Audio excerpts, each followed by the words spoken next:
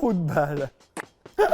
Eh ben ça marche. Arrête de faire. Pardon, je vous remets le contexte. Pierre imitait Jodassin avec une chanson à base de chier. Mais surtout que je serais capable de la refaire. Oui, j'adore chier. Oui, j'adore chier. Eh oui, j'ai chié.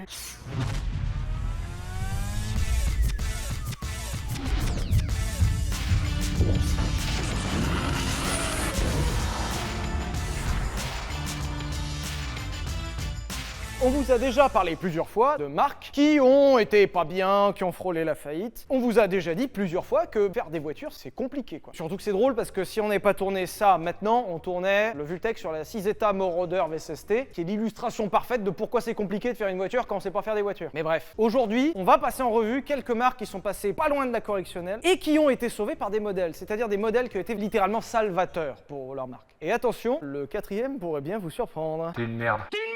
C'est si vrai. Le petit Sylvain est attendu à la caisse centrale. Sa maman craint l'avoir perdu au rayon sextoy. Maman! Go de ceinture, maman! Viens, on commence avec une voiture qu'on a déjà essayée sur... Alors, c'est fou? Oh non. C'est fou, je viens de capter que dans tous les véhicules que je vais citer, il y en a littéralement aucun qu'on a essayé sur la chaîne. À part le premier, voici la Peugeot 205. Alors on a essayé la version GTI sur la chaîne, qui a failli nous buter. Oh, ça accélère tout seul! Ça accélère tout seul! La Peugeot 205, je vous le recontextualise. À la fin des années 70, Peugeot est dans une merde noire. Voilà. Peugeot avait connu de très belles années, avec vraiment une belle image de marque, avec des bonnes ventes. C'était installé comme l'un des constructeurs principaux français. Et Peugeot s'est engagé dans plusieurs mauvais choix d'affilée. C'est comme ça arrive. Déjà, au milieu des années 70, ils rachètent Citroën. Alors, l'avenir montrera que c'était un bon choix. Pour le coup, sur le moment, ça les a mis dans une sacrée merde financière. Néanmoins, Cependant, ils étaient plutôt quand même sereins sur leur investissement et ils sont même, jusqu'à la fin des années 70, allés à racheter Chrysler Europe. Chrysler est une marque américaine, qui n'est plus du tout importée chez nous. Chrysler qui, à l'époque, était l'un des plus grands constructeurs automobiles du monde. Alors, ils se sont pris une claque, mais phénoménale. Peugeot était très désireux de s'installer aux États-Unis, dans le même temps que Chrysler était très désireux de s'installer en Europe. Les deux marques ont donc trouvé une sorte d'accord où Peugeot rachèterait Chrysler Europe pour en faire une sorte d'antenne chez les Américains, c'est-à-dire que ça leur donnait le pont pour les USA et ça donnait aux USA le pont pour aller chez nous. Très mauvais choix. Exactement. C'était un terrible choix. Je vous la fais extrêmement simple. Ils sont partis du principe que importer une voiture française là-bas suffirait à la rendre cool. Non. C'est assez simple. Genre vraiment, l'américain moyen, il voyait arriver une Peugeot. Je vais retourner dans ma Mustang si ça vous dérange pas. Et puis je vous laisse votre 405. Alors rassurez-vous, Peugeot n'a pas été le seul à tenter l'aventure. Il y a Renault qui a tenté l'aventure avec tellement peu de succès. Alors faudra qu'on en parle de ça. Renault, ils ont sorti une R9. Et littéralement, ils en ont fait une version cabriolet parce qu'ils avaient vu à la télé que les Américains, ils aimaient bien les cabriolets. Ils l'ont nommé Alliance parce qu'ils s'étaient alliés avec un constructeur américain pour venir là-bas. Et ça donne ni plus ni moins que la même que chez nous en cabriolet à chier, que personne n'en voulait et que c'était cher. Je viens de vérifier, c'était Renault 11 et 9. Ah. Et c'était Renault Alliance et Renault encore. Qui d'ailleurs dans son nom désignait déjà que c'était la merde. Genre. Ouais. Et il y a eu beaucoup d'ailleurs de joint venture avec ce genre de truc. Et c'est pour ça, et on vous le racontera dans un épisode, qu'on a vu littéralement une Citroën, la Citroën SM, avec un moteur Maserati dedans. Parce qu'à la faveur de tous ces rachats à ce moment-là, on s'est retrouvé avec des bizarreries folles. Exemple, il y a eu une Citroën BX, d'ailleurs vous la voyez pas mais il y en a une juste là, qui s'est retrouvée avec un moteur turbo de Chrysler. Genre la BX 4TC qui était engagée en groupe B avait un moteur Chrysler dedans. Et là, belle hein.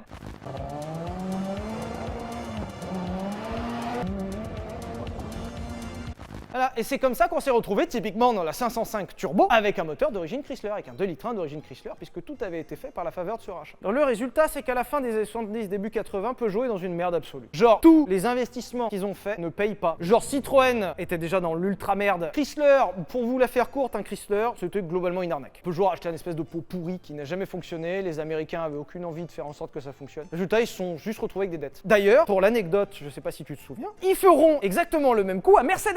Bah bien sûr. Quelques années plus tard, on vous en avait parlé dans le Vultec sur Mercedes, où Chrysler refera exactement la même chose. Où il s'était allié avec Mercedes, ce qui donnera d'ailleurs chez nous deux modèles, à savoir la Chrysler Crossfire, qui était en fait une Mercedes SLK, et la Chrysler 300C, qui était en fait une Mercedes classe E. Et ça donnera exactement le même cas de figure. La réalité, c'est que c'est de la grosse merde, il y a des dettes à rembourser partout, et la réalité, c'est que Peugeot, ils étaient comme ça, il leur restait 3 euros. Peugeot, au début des années 80, a failli mourir. Il ne reste qu'un modèle à Peugeot pour éviter la faillite. Ça doit mettre une pression. La pression, parfois, ça a du bon, hein. Ah bah, littéralement, la pression, ça a du bon, puisqu'en 83, 83, Peugeot sort la 205, qui sera nommée sacré numéro finalement pas pour rien, puisque la 205 sera littéralement la voiture qui va sauver Peugeot de la faillite. 83, c'est le tout début des petites citadines qui marchent bien. La Volkswagen Golf venait de sortir quelques années avant et rencontrer un succès fou. Et la Peugeot 205 est pile poil le bon produit au bon moment. La voiture est techniquement moderne, c'est une traction avec une tenue de route saine, avec un châssis évolué. Elle est équipée de moteurs très intéressants, voire dynamiques comparés à la taille de la voiture. Et surtout, la Peugeot 205 a une gueule folle. Elle était parfaitement dans l'air du temps, parfaitement designée. Et en plus de ça, elle était vendue à un prix franchement correct. Résultat, la Peugeot 205 terminera sa carrière quasiment aux années 2000, à la fin des années 90, après 15 ans de carrière, avec 5 millions d'exemplaires vendus. Il y a un truc qui aussi aidera beaucoup, c'est l'image cool de la 205, notamment avec ses victoires en course. Le groupe B, la 205 Turbo 16 qui matraquait tout le monde, c'était cool. Le Pikes Peak, c'était ultra cool. Le Dakar, c'était ultra cool. Le Mans, puisqu'il courait avec la 905 à l'époque, et c'était ultra cool. Et surtout, la version sportive, la 205 GTI, qui a vraiment dynamisé les ventes, qui a été d'ailleurs l'une des sportives les plus vendues.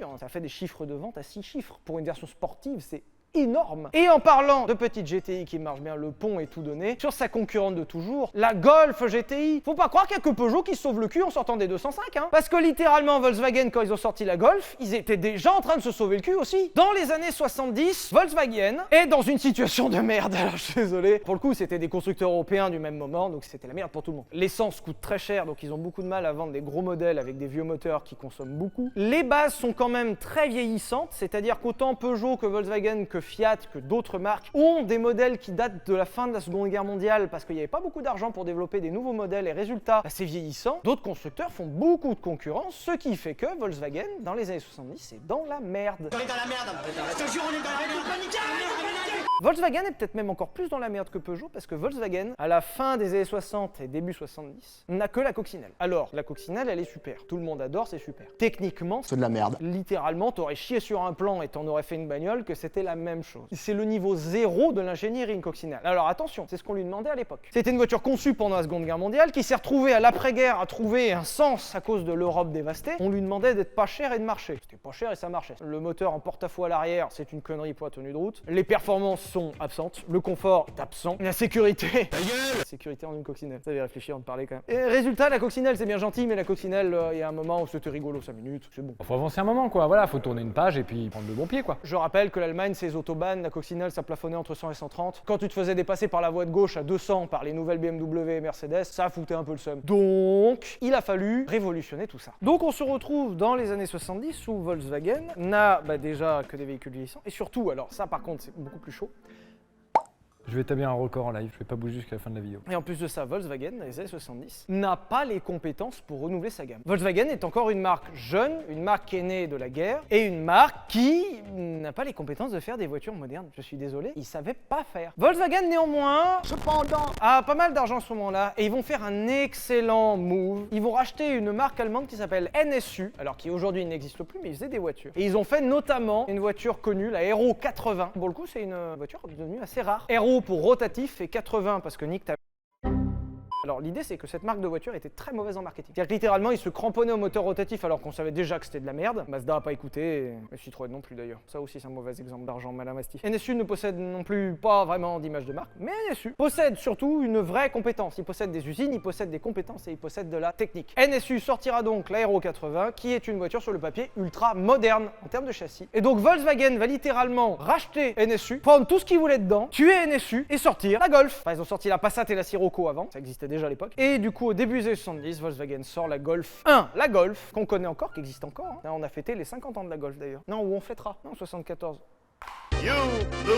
La Golf, c'était une petite citadine, plutôt grand pour l'époque, mais plutôt petit par rapport à nos standards. Mais voilà, la taille était bien. La Golf 1 est le bon produit au bon moment. Alors, vous verrez hein, que c'est souvent récurrent quand même dans les succès. Littéralement, la Golf 1, c'est une réponse parfaite au fait que le pétrole devient cher. C'est une réponse parfaite au fait que le trafic devient dense et qu'il faut pouvoir se débrouiller en ville. C'est une réponse parfaite au fait que les gens veulent quand même une voiture moderne dans un petit gabarit, puisqu'à l'époque, les voitures modernes étaient souvent des grosses voitures, parce qu'il fallait avoir de l'argent pour financer la plateforme sur laquelle elles étaient. Donc c'était l'une des premières voitures modernes petites. Et la Golf 1 est une Golf folle. Si tu rajoutes en plus de ça la version GTI qui littéralement inventera une catégorie en fait. Genre GTI, le sigle GTI qui existe encore aujourd'hui, vient à la base de la Golf 1 GTI qui littéralement inventera le concept de l'énorme moteur dans une petite voiture. Avec la Golf 1 GTI qui sortira plus de 100 chevaux dans plusieurs versions et qui en fera un monstre et qui ne sera que, alors certains diront détrôné, d'autres diront bousculé par la 205 GTI, mais déjà il y a un truc qui est commun, c'est que ces deux GTI là, ça leur a donné un vrai aspect cool et ça a surtout sauvé la marque. Volkswagen va vraiment se relever de ça et remonter sa marque avec une Golf 2 qui marchera super bien, une Golf 3 qui marchera super bien, une Golf 4 qui marchera super bien, une Golf 5 qui marchera un peu moins bien, une Golf 6 qui marchera bien, une Golf 7 qui marchera vraiment bien, et une Golf 8 qui pour l'instant marche correctement et bientôt ils vont la supprimer. Voilà.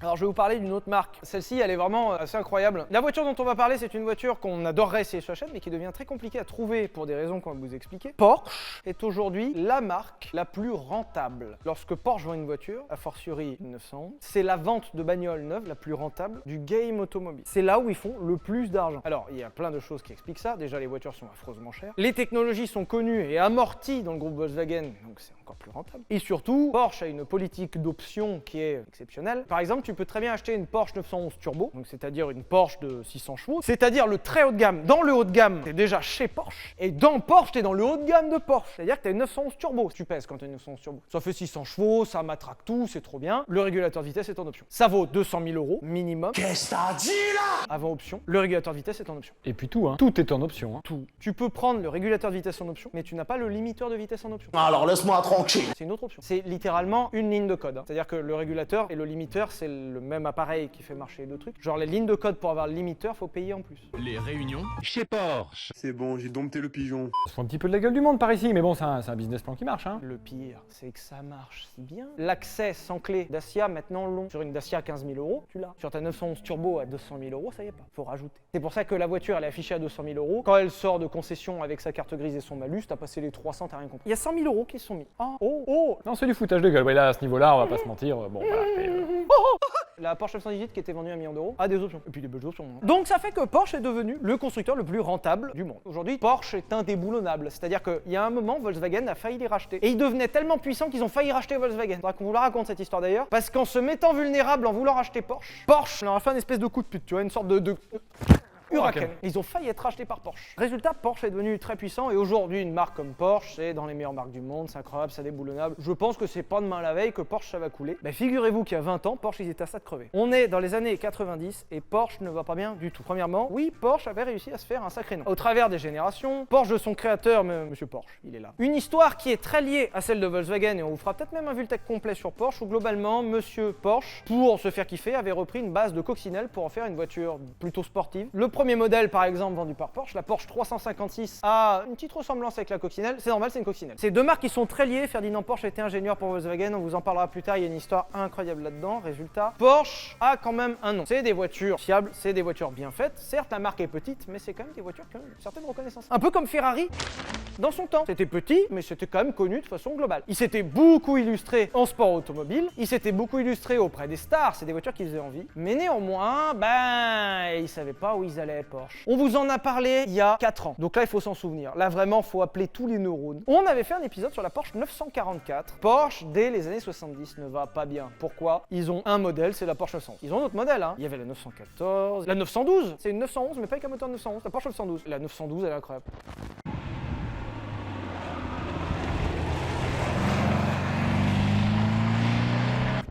Le jour où j'ai découvert qu'il y avait une 912, j'ai fait mais c'est pas possible, 912, on dirait une blague. Aucun de ces putains de modèles ne se vend à part la 911. Et la 911, certes, a été un modèle iconique. C'est un modèle qui a lancé la marque, c'est un modèle qui a fait connaître la marque dans le monde. Sauf qu'il se retrouve un peu enfermé dans le rôle. Porsche jusque dans les années 80, c'est la 911. Et les gens à chaque fois ils viennent dans la conversation, ils font Monsieur Chabrier, la 914, elle est là, elle est magnifique, elle est super, c'est tout ce que vous voulez. Non, 911, c'est mieux, non? Ah oui, mais on a passé beaucoup de temps et d'argent pour Ouais, la faire, mais là. parce que 911, en fait, moi j'aime bien. C'est pour ça que je suis venu chez vous, donc du coup. Mais elle est moins bien et plus chère. Je vais prendre la 911. Porsche se retrouve enfermé dans ce rôle de la 911. 911. Sauf que le problème, c'est que c'est un véhicule qui se vend pas très bien, c'est petit, Porsche est encore artisanal, et surtout, à la fin des années 80, Porsche se retrouve dans une merde noire. Ils se rendent compte que l'architecture même de la 911 fait que la voiture ne pourra être éternellement vendue. La 911, même dans les années 80 et même encore aujourd'hui, reprend encore l'architecture de la coccinelle. Je vous ai dit tout à l'heure que la coccinelle c'était une vraie dope parce que niveau ingénierie c'est zéro. Et la 911, techniquement niveau ingénierie à l'époque c'est toujours zéro. Par rapport à la concurrence, ils se rendent compte que ce modèle ne peut plus perdurer. L'avenir leur donnera tort, certes. Mais ils se disent, mon modèle, oui, là, à l'instant T, au milieu des années 70, il marche encore. On est en train de se faire déglinguer la gueule par les concurrents qui font des voitures plus performantes parce qu'ils changent réellement de modèle, ils changent réellement de technologie. Nous, on reste enfermés là-dedans, on va se faire niquer, les gars. Alors, dans les années 80, ils tentent un truc, les PMA, les Porsche à moteur avant. On avait essayé à 944, cette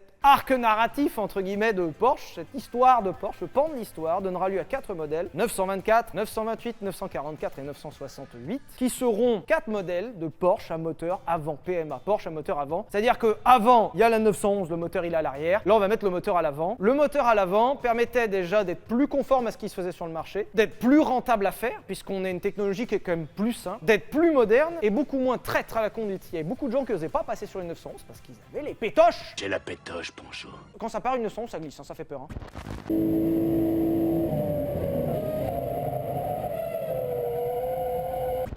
Moteur avant, c'est beaucoup plus facile à comprendre et c'est beaucoup plus facile de faire une voiture accessible pour tout le monde. Donc ils se sont dit, il faut rendre Porsche accessible, on va faire des Porsche à moteur avant. Raté. Personne n'en a voulu, alors j'exagère un peu, ça c'est quand même bien vendu, mais très très loin d'être suffisant pour en faire quelque chose de viable et en plus de ça, l'image de Porsche dans le même temps a chuté drastiquement. Puis surtout que ça veut dire qu'il fallait développer ces 4 modèles, ce qui a coûté une fortune inouïe. Et ils se sont mis dans une merde.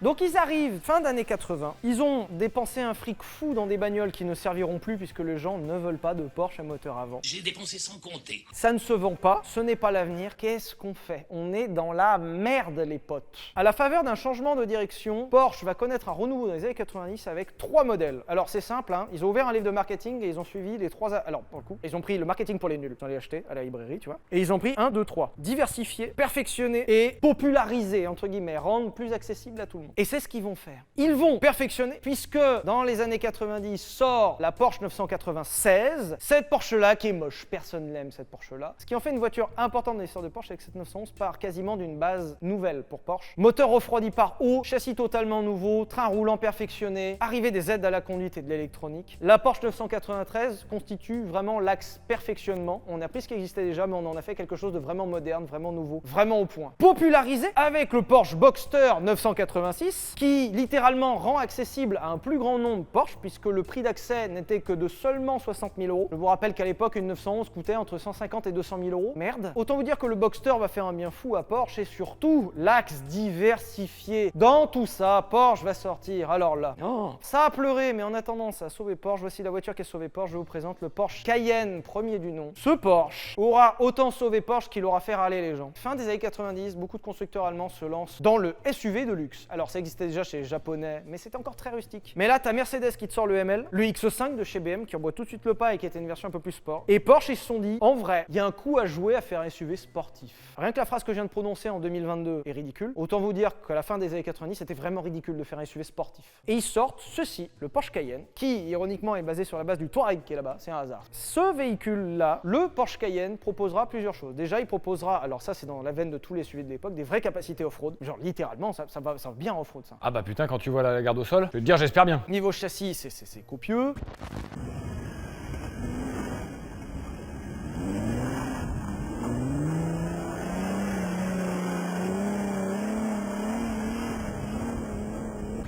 Niveau transmission, c'est copieux. Déjà, niveau off-road, c'est là. Mais surtout, le Porsche Cayenne sera le premier SUV de l'histoire à proposer autant de confort, autant de polyvalence et autant de performance. Le Porsche Cayenne Turbo passe la barre des 500 chevaux. Le premier Cayenne Turbo tient une 360 Modena en accélération.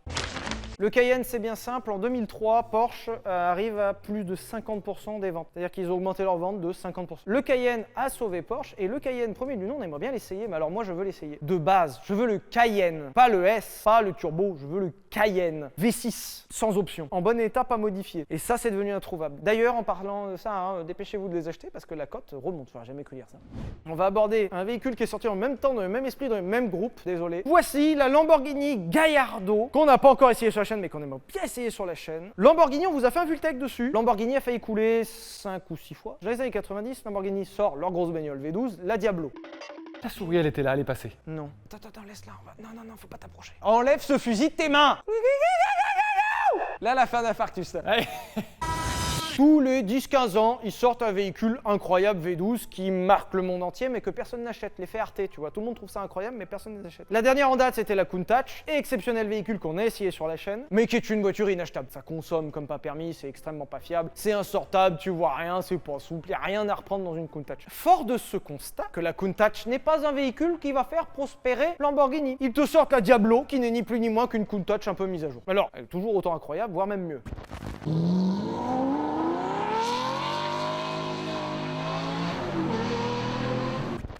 Ça résout pas le problème. Lamborghini sort donc sa Diablo, raté, hein, c'est une catastrophe en termes de vente, c'est l'enfer. Et Lamborghini, alors pour le coup ils auront de la chance, ils sont rachetés à la fin des années 90 par Volkswagen. Volkswagen qui va mettre son nez dedans et qui va faire deux choses, un peu comme le livre de marketing pour les nuls, perfectionner, c'est-à-dire qu'ils vont prendre la Diablo, qui vont améliorer le concept, mais qui surtout vont le fiabiliser en sortant la Murcielago, voiture qu'on a essayé sur la chaîne, et peut-être l'un de nos essais le plus cool. Genre j'ai vraiment kiffé la Murcielago, c'était incroyable. Sabrier l'assassin. On va mourir maintenant. 2,70. Pas le trou. La Murcielago, qui est certes une énorme évolution de la Diablo, mais comme je vous le dis, énorme évolution. C'est-à-dire que ça a été rationalisé avec plein de pièces Volkswagen pour en faire quelque chose déjà de rentable et pour en faire quelque chose déjà de fiable. La Murcielago était peut-être l'une des seules Lamborghini utilisables de l'histoire lorsqu'elle est sortie avant l'Aventador. Et la Murcielago a vraiment été un énorme succès à cause de plein de choses, mais ça en fait partie. Mais surtout, Lamborghini a été sauvé par un truc, la Gallardo.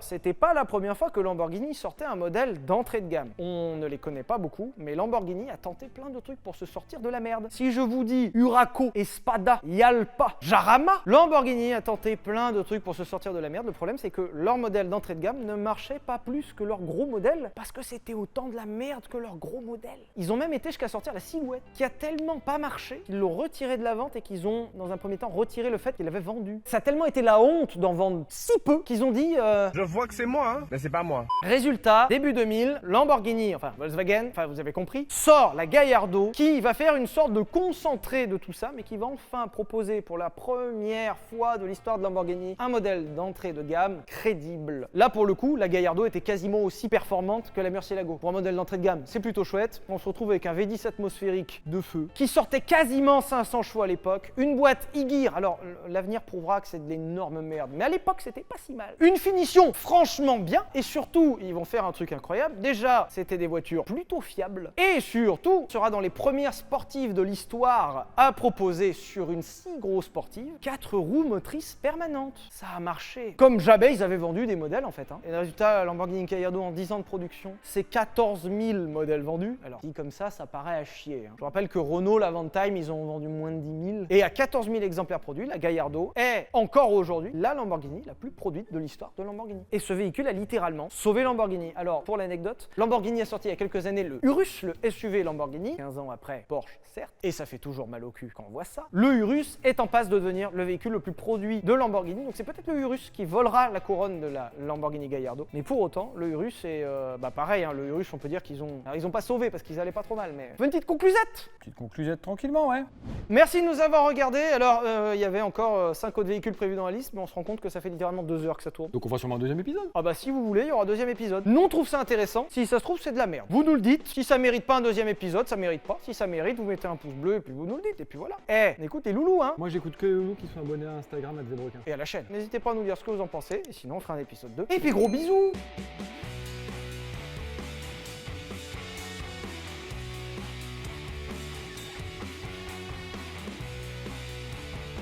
J'ai l'œil tout souillé. Oui, j'adore chier. J'ai fait caca dans des raviolis. Toujours vivant. Ouais. J'ai encore chié.